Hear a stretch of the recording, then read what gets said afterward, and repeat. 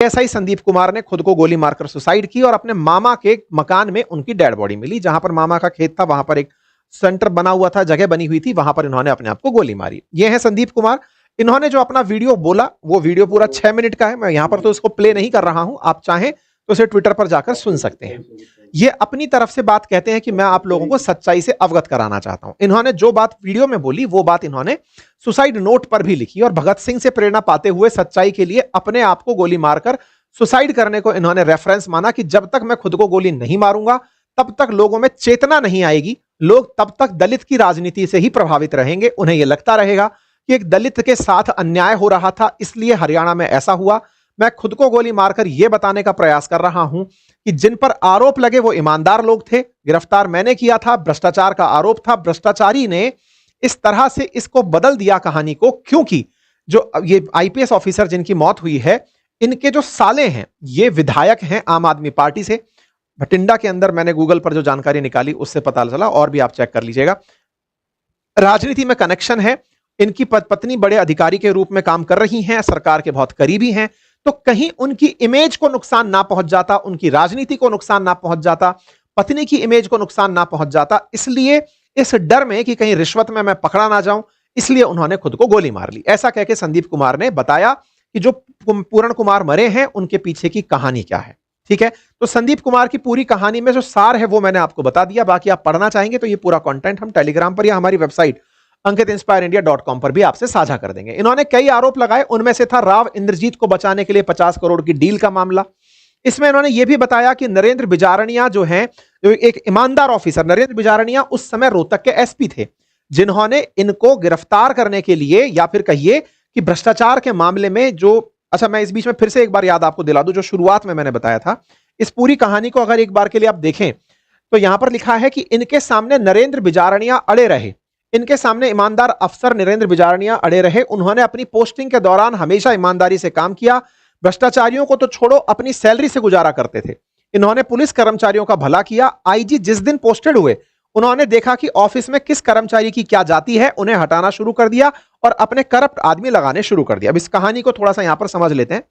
Narendra Bijarnia Rohtak SP थे जिस समय सुसाइड हुआ था। किसका? आईपीएस पूर्ण कुमार का। उस समय जब सुसाइड हुआ था तब नरेंद्र बिजारनिया एसपी थे और नरेंद्र बिजारनिया की ही संभावित टीम ने उनके ड्राइवर को गिरफ्तार किया था। जो गनमैन और ड्राइवर के बारे में चर्चा आ रही है, सुशील कुमार नाम का जो व्यक्ति है, जिसको रंगे हाथों इन्होंने पकड़ा पूर्ण कुमार की मौत से एक दिन पहले। तो असल में पूर्ण कुमार का परिवार नरेंद्र बिजारनिया की गिरफ्तारी की मांग कर रहा है कि उन्होंने जानबूझकर हमारे पति को फंसाना चाहा। वहीं दूसरी तरफ संदीप कुमार जब अपनी जीवन लीला समाप्त कर रहे थे तब नरेंद्र बिजारनिया के पक्ष में बयान देकर जाते हैं कि यह अधिकारी तो बहुत ईमानदार अधिकारी है, लेकिन इस ईमानदार अधिकारी ने उस आदमी को, जो आदमी अपने सीट पर आकर के पहले जाति ढूंढता था, कौन सी जाति के लोग यहां हैं, उन्हें अपने अनुसार लूंगा, और अपने हिसाब से वो अपनी जाति के अनुसार उन्हें हटाता था और लगाता था और अपने करप्ट आदमियों को अपने साथ रखता था। उस पर जब कार्रवाई करने का प्रयास हुआ तो यह आदमी नरेंद्र बिजारनिया पर ही आरोप लगाकर मर गया कि मैं इसके कारण मर रहा हूं। ठीक है, गनमैन सुशील जो था, जो कि आईपीएस जो मरा पूर्ण कुमार है उसका गनमैन था, उन आदमियों को पता था कि किस फाइल में गलती है क्या, और लोगों को बुलाकर पैसे मांगने शुरू कर दिया। अब ये फाइल की कहानी क्या है ये जान लो। जैसे मैंने आपसे कहा कि थाना प्रभारी और एसपी ये तो हो गए सबसे प्रभावशाली पद, बीच के पदों का क्या हुआ, जैसे डीएसपी, एडिशनल एसपी, इन पदों का क्या होता है? असल में क्या होता है, पुलिस के अंदर फिर चैनलाइज कर दिया जाता है कि अगर एसपी तक फाइल जानी है तो वाया डीएसपी, फिर एडिशनल एसपी, फिर एसपी तक जाएगी। कई बार एसपी सुपर सक्रिय होकर के सीधा थाना प्रभारी से सेटिंग कर लेते हैं, बीच के इन लोगों से कह देते हैं कि फाइल को सीधा आने देना, कोई बीच में इंटरफेरेंस नहीं करोगे। लेकिन जब अकाउंटेबिलिटी तय हो जाती है, बहुत से केसों के अंदर जैसे डीएसपी को अकाउंटेबल कर दिया जाता है, जैसे कि पॉक्सो के मामले हो या फिर महिलाओं से जुड़े मामले हो, रेप के मामले हो, तो फिर डीएसपी थाना प्रभारी को मॉनिटर करता है। तो कई बार आपके पास वो पावर होती है जिससे आप नीचे के काम को प्रभावित कर पाते हैं। ये जो की पोजीशंस हैं जिनमें लड़ाई असल में इसकी पावर की चल रही होती है, ऐसे ही एसपी से भी ऊपर की कई फाइल जो डीजीपी तक जानी होती हैं वो वाया चैनल आईजी होकर जाती हैं। आईजी क्या होता है? आईजी पूरे संभाग का एक तरह से एसपी कहिए। तो कई बार आईजी अति सक्रिय होकर आईजी मतलब एसपी को इंस्ट्रक्शंस देने लगता है, उनके कामों में प्रभाव डालने लगता है। तो एसपी में एसपी की जो फाइल है उस पर आईजी का इंटरफेरेंस बढ़ने लगता है कि तुमने ये क्यों नहीं किया, जांच मांग ली, तुमको तुम्हारे क्षेत्र में ऐसी दिक्कत क्यों हो रही है, जांच मांग ली। फिर वो फाइल चलकर आती है और उस फाइल में कमियां होती है तो उसका प्रोफाइल खराब होता है एसपी का, तो फिर एसपी को दबा के रखने के लिए ये बीच के जो पद हैं ये चल रहे होते हैं। ये बिल्कुल वैसे जैसे कलेक्टर के ऊपर संभागीय आयुक्त जो है वो कलेक्टर पर प्रभाव जमा के अपनी पावर सिद्ध कर रहा होता है। एनीवे, लेकिन फिर भी पावरफुल कलेक्टर ही जिले के अंदर होता है। अब क्या होता है कि यहां पर गनमैन की मामले की बात है कि बोले कई फाइलें जो पहुंचती थी वो उसमें गलतियां निकालता था और गलतियां निकालकर पैसे मांगने का काम शुरू करता था। इनको पता होता था किस फाइल में क्या गलती है, और ऐसे में जब ये लोग पैसा मांगते थे, इसकी पत्नी आईएएस है और साला विधायक है और न्याय हमेशा जनता करती है, तो मैं आज सच्चाई बता रहा हूं। जो इनके खिलाफ भ्रष्टाचार की शिकायत दी गई थी उसी से डरकर इसने सुसाइड किया है, ऐसा कहते हुए संदीप ने खुद को गोली मार ली। कहा कि गनमैन और ड्राइवर की मिलीभगत थी, ये एक जगह से रिश्वत कलेक्ट कर रहे थे, वे पैसे गाड़ी के डैशबोर्ड में ही रह गए और ये गाड़ी लेकर के चला गया था, तो भ्रष्टाचार की जांच होनी चाहिए, ऐसा संदीप बताते बताते गए। और उन्होंने अपनी तरफ से जाते हुए यह भी कहा कि डीजीपी बहुत ईमानदार आदमी है, ये आईएएस लॉबी चाहती है। मैंने शुरुआत में भी आपको बताया था, इससे आप इस बात को रिलेट करिएगा कि डीजीपी बहुत ईमानदार आदमी है, ये आईएएस लॉबी ये चाहती है कि डीजीपी चले जाएं और हम मलाई खाएं, ये देश का नाश कर रहे हैं, इसलिए भगत सिंह की तरह ये ऐसा काम करते हुए चले गए। ठीक है, ये अपनी बात को पूरी तरह से मैंने आपको बीच बीच में से बता दिया जो आपको यहां से पता होना चाहिए। पैसे की कुल मिलाकर बात थी, और बात में ये कि पैसे सुनारिया से सुशील कुमार ने लाकर दिए थे, गाड़ी के डैशबोर्ड में पैसे थे, इसकी बेटी ने लिए थे, इससे पता चल गया कि पैसे की बात सामने आई, इसलिए सुसाइड कर लिया। ठीक है, ये मतलब पूरण कुमार के बारे में जो बात है, जो आरोप लगा उनके बारे में। अब पूरण कुमार का भी पक्ष जानेंगे, लेकिन सबसे पहले सबसे ताजा जो अपडेट है आपने वो जान लिया। पूरण कुमार पर आरोप लगा रिश्वत के पैसे का, कि रिश्वत ली थी, इस चक्कर में उन्होंने पकड़ में ना आ जाए इसलिए उन्होंने सुसाइड कर लिया। अब यहां से पहला एक मामला तो सेटल करते हैं, और वो ये कि क्या भ्रष्टाचार एग्जिस्ट करता है। देखिए, कितना भी सरकारें अपनी तरफ से चिल्ला चिल्ला कर कह दें कि हमने भ्रष्टाचार समाप्त कर दिया, हमने काला धन समाप्त कर दिया, सब आपकी आंखों के सामने है, और जो पावर में है उन्हें सब पता है कौन भ्रष्ट ऑफिसर है, कौन कितना पैसा मंथली खाता है, कौन कितना पैसा इधर से उधर करता है। अगर ये बात मैं बोल करके सच पहली बार बता रहा हूं तो फिर मुझे भी डोनाल्ड ट्रंप की तरह पुरस्कार के लिए नामित कर दिया जाना चाहिए। ये इतना ओपन सीक्रेट है कि बस ये सीक्रेट ज्यादा है, ओपन कम है ना। सबके बारे में सबको पता होता है। ऐसे में इनका जो आरोप है ये आम जनता को बताने के लिए था कि सुन लो दुनिया वालों, वो भ्रष्टाचारी था। महकमा सबके बारे में सब जानता है, एसपी साहब की कितनी बंदी हुई है, कि इंचार्ज साहब की कितनी है, कि डीएसपी का कट कितना है, कि सबका।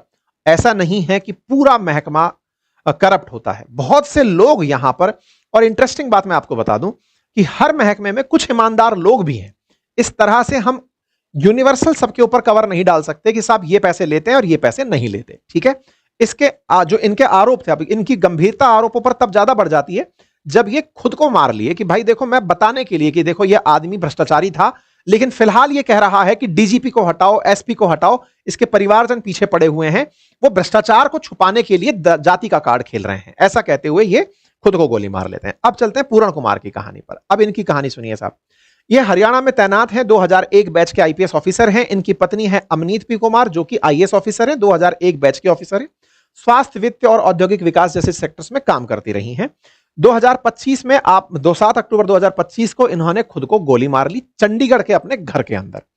चंडीगढ़ के बारे में भी जान लीजिए। देखिए, चंडीगढ़ हरियाणा पंजाब की संयुक्त राजधानी तो है ही है, वो एक यूनियन टेरिटरी भी है, और वहां पर जैसे जम्मू कश्मीर के अंदर भारत की तरफ से उपराज्यपाल केंद्र सरकार की तरफ से बैठाए हुए हैं, ऐसे चंडीगढ़ में एडमिनिस्ट्रेटर बैठते हैं, और एडमिनिस्ट्रेटर फिलहाल गुलाब चंद कटारिया हैं, जो कि बीजेपी के नेता थे, राजस्थान से ही थे। ठीक है, चंडीगढ़ के अंदर जो सरकार है वो एक तरह से कहिए कि यहां की पुलिस केंद्र के सीधे कंट्रोल में होती है। चंडीगढ़ की पुलिस जैसे दिल्ली की पुलिस कंट्रोल में होती है। ये एडिशनल रेफरेंस में मैं आपको बताता चल रहा हूं, सो दैट आप आगे की कहानी को आप रिलेट कर पाए। आगे चलते हैं। आईपीएस पूरण कुमार जो हैं, ये सुसाइड करते हैं 7 अक्टूबर को अपने घर के अंदर, चंडीगढ़ वाले घर के अंदर सुसाइड होता है इनका। इनके शरीर पर गन शॉट के निशान मिलते हैं, और उसके बाद में इन्हें, ऑब्वियस सी बात है कि जब सुसाइड होता है तो ये ऑटोमेटिक पुलिस केस बन जाता है, और केस बनता है तो फिर इसके लिए पोस्टमार्टम होना होता है। नेचुरल डेथ में इसे कंसीडर नहीं किया जाता, तो जांच की जाती है, और जांच के नाम पर पुलिस इसको जांचती है। लेकिन चूंकि इनकी वाइफ यहां नहीं थी, इनके 2 बेटियां हैं, इनकी वाइफ जापान गई हुई थी सीएम के साथ में, तो वहां से ये लौटकर अगले दिन आती हैं, और अगले दिन आकर के पोस्टमार्टम होने से पहले जो इन्होंने मरते समय नोट लिखे थे, उनके आधार पर जिन जिन पर आरोप लगा था उनकी गिरफ्तारी की मांग करती हैं कि भाई पोस्टमार्टम मैं नहीं होने दूंगी जब तक जिनके नाम सुसाइड नोट पर लिखे गए हैं उनको गिरफ्तार नहीं कर लिया जाता। ठीक है साहब, तो ये उनकी आखिरी तस्वीर है जो बाहर आई और ये इनका फाइनल नोट है जो कि लैपटॉप से लिखा गया था जो बरामद हुआ।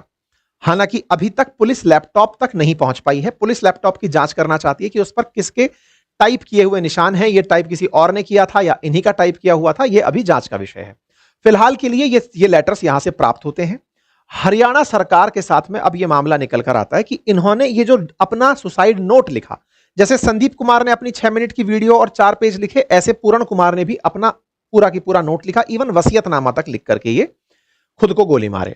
यहां पर जो बात निकल कर आती है, इसमें ये अपनी तरफ से कई पुराने मुद्दे निकाल कर लाते हैं और वो लिखते हैं कि पिछली साल की बात है, जब वो अपनी ऑफिशियल कार से स्टेट डिपार्टमेंट तक आ रहे थे, तब उन्होंने अपने सीनियर से कहा कि मुझे मेरे पद के हिसाब से दूसरी गाड़ी दीजिए। अच्छा, पुलिस में इस काम का ये भी एक बहुत बड़ा मसला है, पहले इसको भी समझ लीजिए।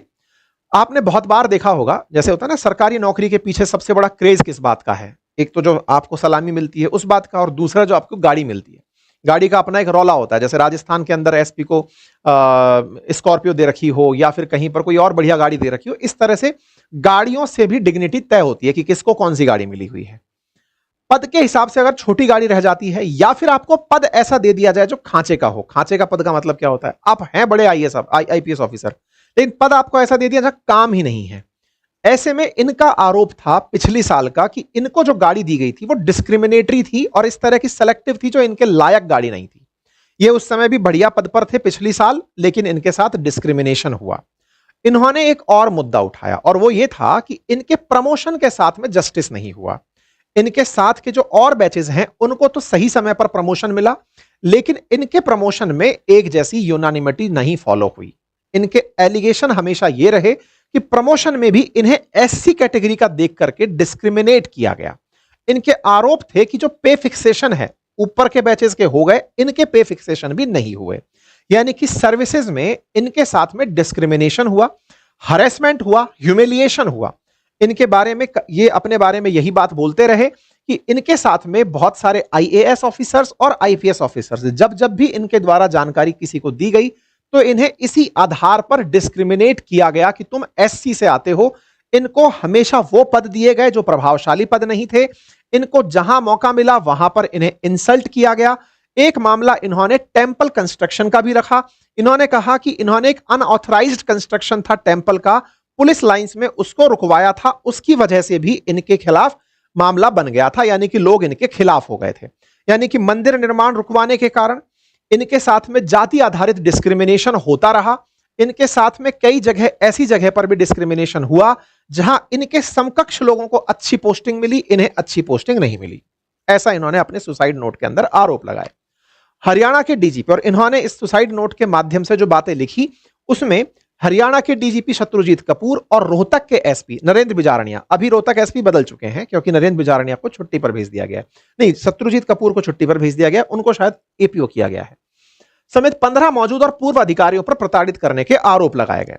सुसाइड के बाद शाम को जब खुलासा हुआ कि एक दिन पहले रोहतक पुलिस ने पूरण कुमार के गनमैन सुशील कुमार को शराब कारोबारी से रिश्वत मामले में गिरफ्तार किया था, तो इस बात से एक नया मोड़ खुल करके आ गया, क्योंकि नरेंद्र बिजारनिया ने बताया कि सुशील ने पूछताछ में पूरण कुमार के कहने पर रिश्वत मांगने की बात कबूल की थी। 7 अक्टूबर तक पूरण कुमार को पुलिस ने कोई नोटिस जारी नहीं किया था। मतलब इनके मन में एक भय बैठ गया और उस भय बैठने के बाद इन्होंने रोहतक एसपी का नाम लिख दिया उस नोट में। यह नरेंद्र बिजारनिया ने अपनी तरफ से बताया कि हमने पिछले दिन, चूंकि जिसको गिरफ्तार किया था, जो ड्राइवर था इनका, गनमैन था इनका, वो गनमैन सुशील कुमार, उस गनमैन ने इस बात को स्वीकारा था कि यह पैसा वो पूरण कुमार के लिए लेकर जा रहा है। ऐसे में उन्हें अपनी इंसल्ट का डर हुआ और वो अपने आप को मार लिए। ये पुलिस का पक्ष था उस समय नरेंद्र बिजारनिया का, जो एसपी थे। ठीक है साहब। वाइफ लौट कर आती हैं, लौट करके आकर चंडीगढ़ पहुंचती हैं और वो वहां पर चंडीगढ़ पुलिस को केस दर्ज कराती हैं। सेक्टर 11 में डीजीपी शत्रुजीत कपूर और एसपी नरेंद्र बिजारनिया के खिलाफ शिकायत की जाती है और आरोप लगता है जातिगत भेदभाव और प्रताड़ित करने का। डीजीपी के कहने पर रोहतक एसपी ने उनके खिलाफ रोहतक के अर्बन स्टेट थाने में झूठा मामला दर्ज कराया। एक सोची समझी साजिश के तहत ऐसा आरोप लगाया जाता है। 15 लोगों पर एफआईआर होती है और सुसाइड के तीसरे दिन जाकर के चंडीगढ़ पुलिस एफआईआर दर्ज करती है। अब आप पूछेंगे कि चंडीगढ़ पुलिस की सक्रियता क्यों नहीं? क्योंकि मामला स्टेट का फंसा है, चंडीगढ़ पुलिस यहां पर इन्वॉल्व हो रही है। अब चूंकि मौत चंडीगढ़ में हुई है इसलिए मामला चंडीगढ़ में दर्ज हुआ। 15 आईएएस और आईपीएस ऑफिसर को उन्होंने अपनी मौत का जिम्मेदार बताया, जिसमें डीजीपी शत्रुजीत कपूर, अब यहां पर ध्यान दीजिएगा, कपूर पंजाबी हैं और पंजाबी पंजाब के हैं, तो ऐसे में पंजाब के अंदर इनके लिए लॉबिंग हो रही है। ऐसे में नरेंद्र बिजारडिया के बारे में भी बता दूं, वो राजस्थान के हैं, वो सीकर से हैं, ठीक है। तो फिलहाल के लिए उन पर गंभीर आरोप लगे। अब देखना होगा कि राजस्थान के अंदर इसका क्या माहौल आता है। फिलहाल के लिए तो यह चल रहा है, क्योंकि अब हुआ यह कि इन्होंने अपनी बात को मनवाने के लिए महापंचायत का आह्वान कर दिया। इस बीच में पुलिस के द्वारा एसआईटी गठित की जाती है। एक आईजी लेवल के रैंक को चंडीगढ़ पुलिस ने जिम्मेदारी सौंपी। एक एसआईटी का गठन हुआ, उसके अंदर चंडीगढ़ के SSP Kamaldeep Kaur, DSP Charanjit Singh Kirk, city SP, ऐसे ही एसडीएफओ, ये सबको शामिल किया गया। एफआईआर में आरोपियों के नाम मतलब पहले आरोपी अधिकारियों के नाम नहीं लिखे गए थे। इसके अलावा मतलब इन सारी चीजों को फिर परिवर्तित करवाया गया, धाराओं को परिवर्तित करवाया गया। इस बीच में पोस्टमार्टम नहीं हो पाया, क्योंकि पोस्टमार्टम से पहले मांग की जा रही थी उनकी पत्नी के द्वारा कि उन नामजद लोगों को गिरफ्तार किया जाए जिनके दबाव में एक व्यक्ति ने सुसाइड कर लिया। ऐसे में पोस्टमार्टम के लिए परिवार सहमत नहीं हो रहा है। सरकार के द्वारा बार बार आश्वासन दिया जा रहा है कि हां, हम उनको कड़ी से कड़ी सजा देंगे। इस बात से प्रभावित होकर के 12 अक्टूबर को महापंचायत का ऐलान होता है कि सब बुलाया जाएगा, और ये इनकी पत्नी के द्वारा रविदास गुरुद्वारे के अंदर एक महापंचायत बुलाई जाती है, जहां पर मांग की जाती है कि कैसे मतलब सरकार पर दबाव क्रिएट किया जाए कि जो आरोपी लोग हैं उनको गिरफ्तार किया जाए। सरकार की मजबूरी क्या है? सरकार की मजबूरी यह है कि पुलिस के सबसे बड़ी मुखिया के ऊपर सवाल जा रहा है, चीफ सेक्रेटरी के ऊपर सवाल जा रहा है, प्रशासन जिनसे चल रहा है उनके नाम उसमें चले आए। तो सीएम की मजबूरी यह पड़ गई कि उन लोगों को सीधा अगर उठाकर गिरफ्तार कर लिया जाए तो फिर सारा सिस्टम कैसे चलेगा। लेकिन यहां पर दूसरा सवाल जो हमको पढ़ाया जाता है, समानता का अधिकार, उसका क्या हुआ? हम तो ये कहते हैं कि हमारे देश में तो कितना भी पैसे वाला हो चाहे आम आदमी हो, न्याय के सामने सब समान। लेकिन यहां पर न्याय कहीं ना कहीं कॉम्प्रोमाइज होता दिखा परिवारजनों को, इसीलिए उन्होंने महापंचायत बिठाकर एक प्रेशर बनाने का प्रयास किया ताकि सरकार कुछ कार्रवाई करे। सरकार कार्रवाई नहीं कर रही, इस बात के ऊपर अपोजिशन सक्रिय होता है। अपोजिशन की तरफ से राहुल गांधी जी परिवारजनों से मिलने जाते हैं और वो परिवारजनों को साथ सांत्वना साझा करते हुए सरकार से कहते हैं कि जो जिम्मेदार हैं उन्हें गिरफ्तार किया जाए। जिम्मेदारों की गिरफ्तारी की मांग उठती है। इस बीच में चंडीगढ़ पुलिस अपनी तरफ से सारे मामले के अंदर, क्योंकि चंडीगढ़ पुलिस इस समय डेड बॉडी को उठाकर चंडीगढ़ पीजीआई ले जा चुकी थी, जांच के लिए परिवारजनों से रिक्वेस्ट की जा रही थी। इस बीच में हाईकोर्ट की एंट्री होती है और हाईकोर्ट अपनी तरफ से डिमांड करती है कि भाई, हाईकोर्ट कहता है कि आप इसको, चंडीगढ़ की हाईकोर्ट का वो आता है, आदेश आता है कि आप पोस्टमार्टम करवाइए। ऐसे में परिवारजनों के साथ में जो मुलाकात हुई, ये चंडीगढ़ हाईकोर्ट नहीं, चंडीगढ़ कोर्ट का आदेश था कि भाई इस बात में आप पोस्टमार्टम करवाइए इनका। तो आज इनका पोस्टमार्टम फिलहाल हो रहा है। पुलिस अपनी तरफ से जिन चीजों को जुटाने का प्रयास कर रही है वो ये कि ये जो सुसाइड हुआ उस समय लैपटॉप पर सुसाइड नोट किसने लिखा, उस लैपटॉप को लेने का प्रयास किया जा रहा है। मामले की गहन जांच की तैयारी चल रही है। पत्नी इनकी तैयार हो गई है फिलहाल पोस्टमार्टम के लिए, क्योंकि उन्हें लगता है कि पोस्टमार्टम से जो रिपोर्ट निकल के आएगी उससे जांच में सहयोग मिलेगा। इस तरह से यहां पर फिलहाल के लिए इनकी जांच की जा रही है। जो भी खुलासे होंगे आगे जांच में पता चलेंगे। चंडीगढ़ पुलिस इस पर काम कर रही है। लेकिन यहां पर एक और ट्विस्ट आ चुका है। उधर संदीप कुमार के परिवारजन ये जिद कर रहे हैं कि जब तक ये जो इनकी पत्नी है इनकी गिरफ्तारी ना हो जाए, जो आईएएस ऑफिसर है इनकी गिरफ्तारी ना हो जाए, तब तक हम संदीप कुमार का पोस्टमार्टम नहीं होने देंगे। वो आरोप इस तरह के क्यों लगा रहे हैं? बोले इनके चलते सब लोगों की जो गिरफ्तारियों की बात आ रही है, इससे पूरे प्रशासन पर दबाव आता चला जा रहा है। ये पूरी की तरह से जाट की राजनीति, वो दलित की राजनीति करते हुए दबाव बनाने का प्रयास कर रहे हैं। तो अब हरियाणा में नया ट्विस्ट ये है कि एक पोस्टमार्टम तो आज पूर्ण कुमार का हो रहा है, लेकिन संदीप कुमार के पोस्टमार्टम का भी अपडेट आना बाकी है। इस बीच में सरकार ने डीजीपी को छुट्टी पर भेज दिया है और उनकी जगह पर ओपी सिंह को ऑफिशियली पुलिस फोर्स का नया डीजीपी नियुक्त किया गया है कार्यकारी तरीके से, और वो इस समय हरियाणा के डीजीपी का काम संभाल रहे हैं। तो ये एक तरीके से पुलिस के अंदर भ्रष्टाचार, पुलिस के अंदर पदों की नियुक्ति, जाति व्यवस्था, कास्ट डिस्क्रिमिनेशन, तमाम चीजों से जुड़ा मामला है। राजनीति भी इन्वॉल्व है। इन सारी बातों को संभवतः हमने एक सेशन में समेटने का थोड़ा बहुत जो प्रयास किया वो आप तक पहुंचा होगा। राहुल गांधी जी की तरफ से, कांग्रेस की तरफ से जो ट्वीट्स हैं, ऑल इंडिया कांग्रेस कमेटी की मांग है कि भाई इस मामले की जांच होनी चाहिए। एक पुलिस अधिकारी जिसने सुसाइड करते समय यह बात बोली कि मेरे साथ इस लेवल पर डिस्क्रिमिनेशन हुआ, उसकी जांच की जानी चाहिए, इस तरह की कांग्रेस द्वारा मांग की गई। ठीक इसी तरह से सरकार की तरफ से चिराग पासवान ने भी उनको परिवारजनों को आश्वस्त किया कि हां, वो पूरी तरह से जांच होगी।